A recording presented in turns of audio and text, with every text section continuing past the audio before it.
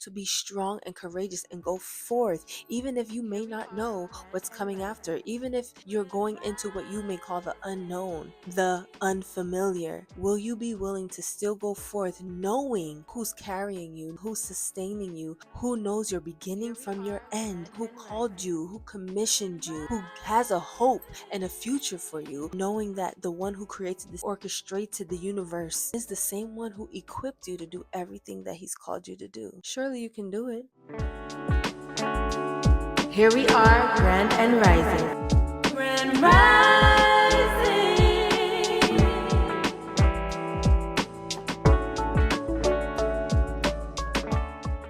Grand rising. Here we are, grand and rising on this beautiful and blessed, willing Wednesday rising, y'all. It is the day before we enter into the new year, the 2026 year. And we talked about the two words that God has been revealing to us here in this ministry, the word unfamiliar and the word territory. And if you look back at Monday and Tuesday's rising, you will see what those words mean, going a little bit more in depth of the revelation that God gave. And as we embark here in this new season, in this new year, beloved, I want you to remember the words that the Lord told Joshua. He told Joshua multiple times to be strong and be of good courage. Now, when we think of strength and we think of courage, for what we have known it to be or what we may have experienced in our lives, it's a bit challenging. Sometimes it's hard to be strong in a certain situation where strength just doesn't come easy. Sometimes it's hard to have courage where all your mind and your heart ever known in that certain situation is to retreat to lack of confidence, is to retreat back to scarcity, is to retreat back to the familiar thing that you've always known. So, beloved, I just want to encourage you today and ask you, are you willing to be strong and courageous despite what it's going to take from you, despite what it looks like around you, despite your feelings and your emotions? Are you willing and able to be strong and courageous and go forth, even if you may not know what's coming after, even if you're going into what you may call the unknown, the unfamiliar?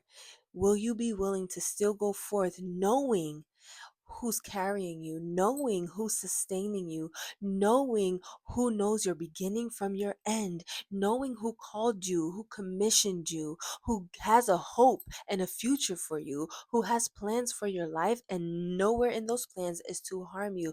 Can you be willing and able to go forth and navigate throughout this earth, be grand and rise up as the remnant of God that you are, knowing that the one who created this entire thing, the one who orchestrated the universe, is the one who called you by name, is the one who gave you a purpose, is the one who gave you a calling, and is the same one who equipped you to do everything that he's called you to do? It's doable. And we've talked about this a lot in this ministry. Anything the Lord calls you to, beloved, it is doable. So if the Lord has called you to now an unfamiliar place, if the Lord has called you now to take up space in the earth and take up your territory, because wherever your feet shall tread, that is your place, that is the land that he has given you, surely you can do it. Surely it's doable. And surely he will see you through. So, beloved, I want to encourage you today. Be strong, be bold, and have courage as you go forth into this new season of your life, as you go forth